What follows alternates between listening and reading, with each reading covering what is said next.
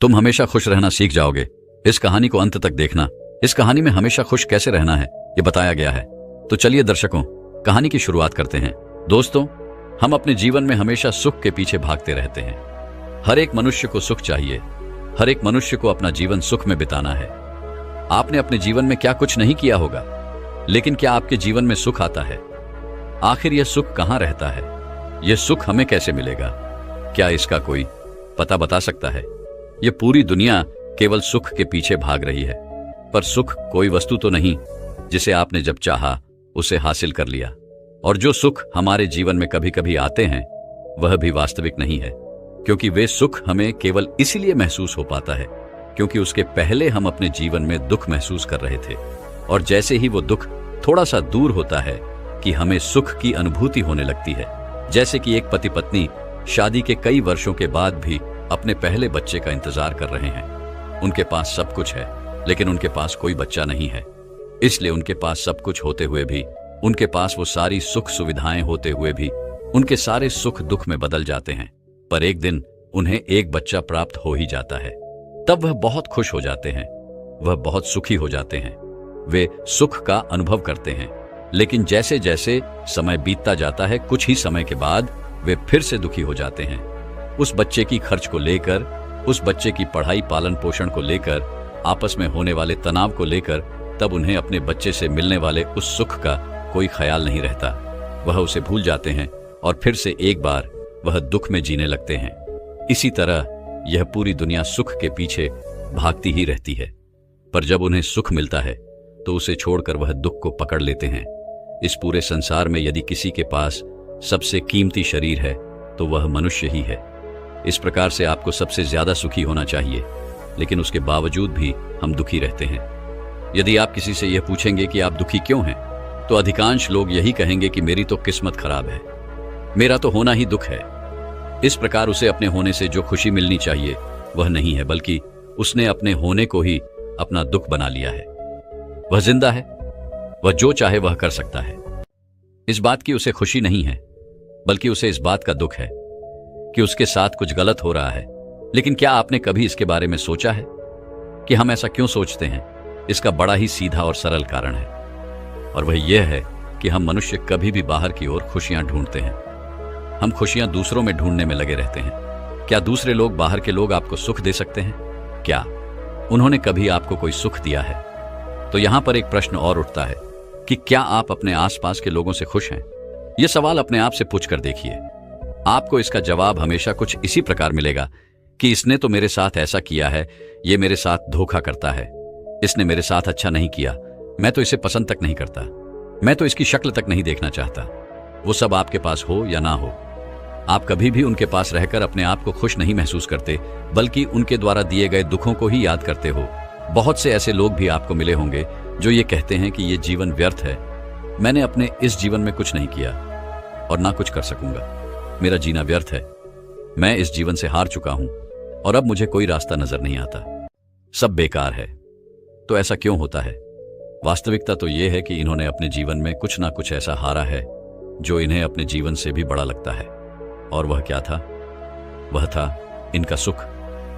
और सुख इनके भीतर नहीं था, बल्कि बाहर की दुनिया में था, जिसे इन्होंने खो दिया, क्योंकि यह बाहर की दुनिया में ही मिले हुए सुख को अपना सुख समझते हैं। ये बाहर की चीजों पर ही अटके रहते हैं, लेकिन ये कभी अपने भीतर की ओर नहीं जागते कि जिस सुख के पीछे ये भाग रहे हैं वे सुख तो इनके भीतर ही है। इसे और अच्छे से समझाने के लिए आज जो कहानी मैं आपको सुनाने वाला हूं, इसे बहुत ही ध्यानपूर्वक सुनिएगा, तभी आप यह समझ पाएंगे कि जिस सुख के पीछे आप भाग रहे हैं वह असल में सुख नहीं बल्कि दुख है। और जिस सुख को आप देख नहीं पा रहे, वास्तविकता में वही आपका सही सुख है। एक नगरी में एक व्यक्ति रहा करता था। वह व्यक्ति अपने दुखों से बहुत परेशान था। वह हमेशा इन्हें लेकर चिंतित रहता, मन ही मन चिंतित रहता। वह अपने दुखों से छुटकारा चाहता था, लेकिन वह क्या करे, उसे कुछ समझ नहीं आ रहा था। जिस प्रकार यदि हम किसी समस्या में फंस जाते हैं तो हमें भी यह समझ नहीं आता कि हम क्या करें, कैसे करें, जिससे हम इस समस्या से छुटकारा पा सके। जिस कारण हम भी सुख ढूंढने के लिए निकल पड़ते हैं, प्रार्थनाएं करते हैं, ईश्वर के सामने हाथ जोड़ते हैं, जादू टोना, चमत्कार और ना जाने क्या क्या हम उपाय भी कर लेते हैं। लेकिन जो सुख हम चाहते हैं वह हमें तब भी प्राप्त नहीं होता। उसी प्रकार वह व्यक्ति भी अपने दुखों से बहुत परेशान था और वह अपने दुखों से छुटकारा चाहता था। वह इनसे मुक्त होना चाहता था। एक दिन वो यूं ही परेशान बैठा हुआ था, तभी उसके पास उसका एक मित्र आया। उस व्यक्ति के मित्र ने उससे कहा, मित्र क्या बात है, तुम इतने परेशान क्यों लग रहे हो?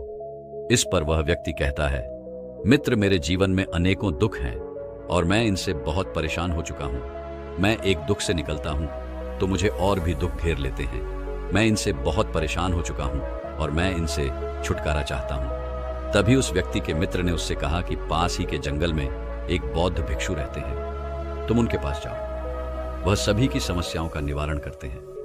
तुम्हारी भी समस्या का निवारण अवश्य करेंगे। तुम एक बार जाके उनसे मिल लो। वह व्यक्ति अपने मित्र की बात मान अपने मित्र की जाता है और अगले ही दिन वह उन बौद्ध भिक्षु के पास पहुंच जाता है और उनसे कहता है महाराज, मैं बहुत दुखी हूं।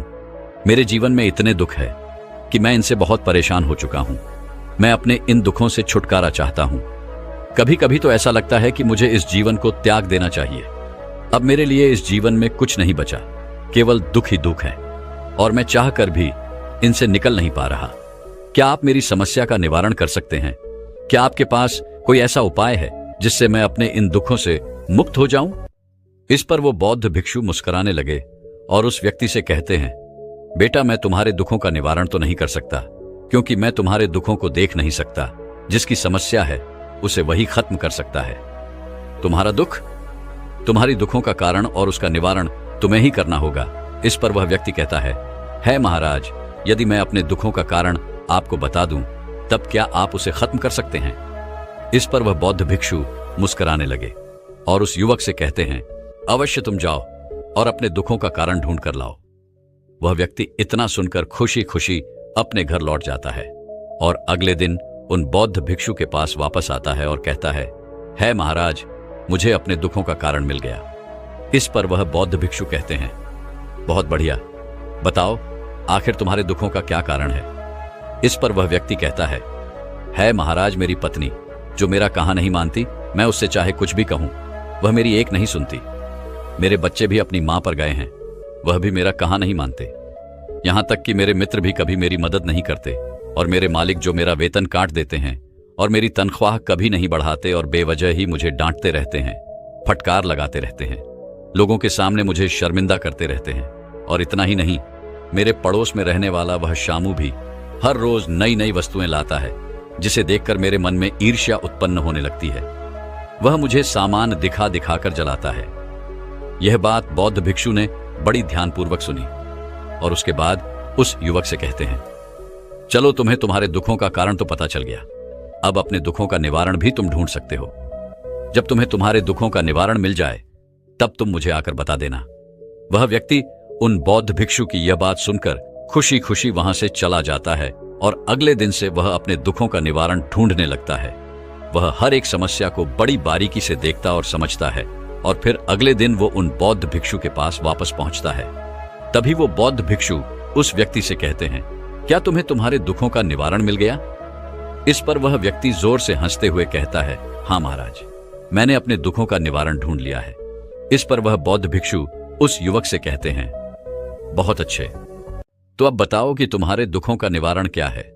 तभी वह व्यक्ति उन बौद्ध भिक्षु से कहता है महाराज, यदि मेरी पत्नी मेरी बात मानी शुरू कर दे तो मुझे बुरा नहीं लगेगा और उसे देख देख कर मेरे बच्चे भी मेरी बातों का पालन करना शुरू कर देंगे, मेरा सम्मान करेंगे, मेरी बातों को अहमियत देंगे। और रही बात मेरे मित्रों की, तो जब मैं उनसे मदद मांगूं तो वह मेरी मदद अवश्य करे। और मेरा मालिक जो मुझे बात बात पर डांटता रहता है, वो मेरे कामों की प्रशंसा करने लगे, मेरा वेतन बढ़ा दे। और रही बात मेरे पड़ोसी की, तो मेरे पास उससे अधिक धन हो, ताकि जो कोई भी वस्तुएं मैं खरीदूं तो मैं उसे दिखा सकूं, लेकिन वह खरीद ना पाए। इस पर वह बौद्ध भिक्षु मुस्कुराते हुए उस व्यक्ति से कहते हैं, बेटा, जब तुमने अपने दुखों का कारण भी ढूंढ लिया है और निवारण भी ढूंढ लिया है, तो जाओ अपने दुखों को सुखों में बदल दो। इस पर वह व्यक्ति उन बौद्ध भिक्षु से कहता है महाराज, पर यह कैसे संभव होगा? आपने तो मुझे कुछ बताया ही नहीं। जब तक यह संभव नहीं होगा तब तक तो मैं हमेशा दुख में ही रहूंगा। आप मुझे कोई ऐसी विधि बता दीजिए, ऐसा कोई मंत्र दे दीजिए जिससे मेरे दुखों का निवारण हो जाए। मैं जो चाहता हूं बिल्कुल वैसा ही हो। तभी वह बौद्ध भिक्षु उस युवक से कहते हैं, बेटा, जिस प्रकार का निवारण, जिस प्रकार का समाधान तुम चाहते हो, मैं वैसा कुछ नहीं करता, मैं वैसा कुछ कर भी नहीं सकता। तभी वह व्यक्ति उन बौद्ध भिक्षु से कहता है महाराज, मैंने सुना है कि एक तांत्रिक है, उसके पास ऐसी अलौकिक शक्तियां हैं जिसे वह सभी की समस्याओं का समाधान कर सकता है। मेरे मालिक का मन अच्छा कर सकता है, मेरी पत्नी की जबान बंद कर सकता है, मेरे बच्चे मेरी बात मानने लगे ऐसी व्यवस्था कर सकता है, और मेरे पास मेरे पड़ोसी से अधिक धन आ जाए, इसकी भी व्यवस्था वह अवश्य कर देगा। और रही बात मित्रों की, तो वह मेरे मित्रों में मेरा सम्मान बढ़ा देगा, जिससे मेरे मित्र मेरी हर बात मानेंगे और मेरी मदद भी करेंगे। और इसके लिए मुझे कुछ खास करने की आवश्यकता भी नहीं पड़ती। बस उस तांत्रिक को मुझे कुछ सामान देना होता है, कुछ खाने पीने की चीजें, और सब हो जाता है। इस पर वह बौद्ध भिक्षु उस युवक से कहते हैं, पर बेटा, तुमने तो यह सब करके देख लिया है, इससे तुम्हारा कोई लाभ नहीं हुआ। तभी वह व्यक्ति इसके जवाब में कहता है महाराज, मैंने ऐसा कुछ नहीं किया है, वो तो मेरा पड़ोसी है जो उनके पास जाता है। यहां तक कि मेरा मित्र, मेरी पत्नी, मेरे बच्चे और मेरा मालिक भी उन्हीं के पास जाते हैं और अपनी समस्या का समाधान आसानी से करवा लेते हैं। तभी वह बौद्ध भिक्षु उस युवक से कहते हैं, बेटा, जब तुम्हें यह सब पता है कि वह तांत्रिक इतना शक्तिशाली है, तो तुम मेरे पास क्या कर रहे हो? जाओ और अपने दुखों का निवारण कर लो। क्या पता वह तांत्रिक तुम्हारी बात मान ले और तुम्हारा जीवन सुखों से भर दे। वह बौद्ध भिक्षु के मुख से यह बात सुनकर वह व्यक्ति बड़ी प्रसन्नता के साथ वहां से चल पड़ा और उन तांत्रिक के पास पहुंचा। उस तांत्रिक ने उस युवक से कुछ पैसे ऐंठे, कुछ रीति रिवाज करवाए, कुछ मंत्र बताएं और कुछ खाने पीने की चीजें भी ले ली, और उसके बाद कुछ क्रिया करने को कहा जिससे उसका जीवन सुखों से भर जाएगा। उसने उस तांत्रिक की बात मान ली और उसने बिल्कुल वैसा ही किया जैसा कि उसे उसके तांत्रिक ने बताया था। धीरे धीरे ऐसे ही समय बीतता गया और करीबन 6 महीनों के बाद वह वापस उन बौद्ध भिक्षु के पास पहुंचा और उनसे यह कहने लगा, महाराज, मैंने बहुत कुछ करके देख लिया, लेकिन मुझे अपने दुखों का निवारण नहीं मिल रहा, जैसा उस तांत्रिक ने मुझसे कहा था। मैंने वह सब कुछ भी किया, लेकिन मुझे कोई लाभ नहीं हुआ, बल्कि उस तांत्रिक ने तो मुझे लूट लिया, मेरा धन हड़प लिया, और मेरी परिस्थितियां पहले जैसी थी आज भी वैसी ही हैं। अब मैं क्या करूं? मैं पहले जैसे दुखी था, मैं आज भी वैसा ही दुखी हूं। अपनी समस्याओं का निवारण ढूंढ रहा हूं। महाराज, क्या आप मुझे कोई निवारण दे सकते हैं? क्या आप मेरी कोई समस्या का समाधान कर सकते हैं? इस पर वह बौद्ध भिक्षु जोर से हंस पड़े और कहने लगे, इस संसार में दुख है, पर हम अपने दुखों को नहीं पहचानते, इसीलिए उसका कारण भी नहीं जान पाते। कारण नहीं जान पाते, निवारण भी होना असंभव है। इसलिए अपने आप को पहचानो, अपने आप को जानो, अपने भीतर झांको। तभी वह व्यक्ति उन बौद्ध भिक्षु से कहता है महाराज, पर इसके लिए मुझे क्या करना होगा? तभी वह बौद्ध भिक्षु उस युवक से कहते हैं, जाओ और जिनसे भी तुम्हें तकलीफें हैं, जिनसे भी तुम्हें दुख है, जाओ पहले उनसे पूछो कि क्या तुम्हारे कारण उनके जीवन में कोई दुख है। वह व्यक्ति उन बौद्ध भिक्षु की बात मान लेता है और वापस घर की ओर लौट जाता है। घर पर पहुंचकर वह अपनी पत्नी से कहता है, क्या तुम्हारे जीवन में कोई दुख है? पत्नी ने कहा, मेरे जीवन में केवल एक ही दुख है, और वह तुम हो। मगर तुम तो मेरी बात मानते ही नहीं, और ना ही तुम मेरी बात मानना चाहते हो, बस अपनी मनवाना चाहते हो। यदि तुम मेरी बात मानना शुरू कर दो, तो मैं तुम्हें वचन देती हूं कि हम दोनों का जीवन स्वर्ग बन जाएगा। वह अपनी पत्नी की यह बात सुनकर वहां से चला गया और अपने बच्चों के पास पहुंचा।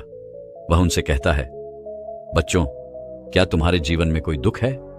बच्चों ने कहा, हाँ, हमारे जीवन में एक बहुत बड़ा दुख है, और वह है आप। यदि आप हमें रोकना टोकना बंद कर दें और हमें वह करने दें जो हम करना चाहते हैं, तो हमारा जीवन सुखों से भर जाएगा और हम वह चीजें कर पाएंगे जिसके लिए हम बने हैं। अपने बच्चों के मुख से ये सारी बातें सुनकर वह वहां से चला गया और अपने मित्रों के पास पहुंचा और उनसे पूछने लगा, मित्रों, क्या तुम्हारे जीवन में मेरी वजह से कोई दुख है? इस पर उसके सभी मित्रों ने यही कहा, हमारे जीवन में तुम्हारी वजह से ही दुख है, क्योंकि तुम हमारी बात नहीं मानना चाहते, हमारा सम्मान नहीं करते, हमारे साथ रहना नहीं चाहते। हम जो भी तुमसे कहते हैं, तुम उस पर केवल बहस करते हो और अपनी ही मनवाने में लगे रहते हो। वह अपने मित्रों की यह बात सुनकर वहां से चल पड़ा और अपने पड़ोसी के पास पहुंचा और उसे कहने लगा, मित्र, क्या तुम्हारे जीवन में मेरी वजह से कोई दुख है? तभी उसका पड़ोसी भी उसे कहता है, हाँ, तुम्हारा होना ही मेरे लिए सबसे बड़ा दुख है। हम किस हाल में, इससे तुम्हें कोई फर्क नहीं पड़ता। तुम्हें तो केवल अपनी खुशी पसंद है। जब तुम खुश होते हो तो मैं दुखी रहता हूं। तुमसे मुझे ईर्ष्या होती है, तुमसे मुझे जलन होती है। तुम इतने खुश कैसे रहते हो, जबकि तुम्हारे पास मुझसे कम धन है, जबकि तुम्हारे पास वह सारी सुख सुविधाएं भी नहीं है। फिर तुम अपने जीवन में खुश कैसे हो? वहां जाकर उसे यह पता चला, उसका पड़ोसी उसके खुश होने से दुखी है, जबकि वह तो खुद ही मन दुखी रहता है। सभी लोगों की बात सुनने के बाद वह अपने मालिक के पास पहुंचा और उनसे भी उसने यही सवाल किया। इस पर उसका मालिक चिल्लाते हुए उसे कहता है, तुम बिल्कुल मूर्ख हो, तुम्हें कोई काम ढंग से नहीं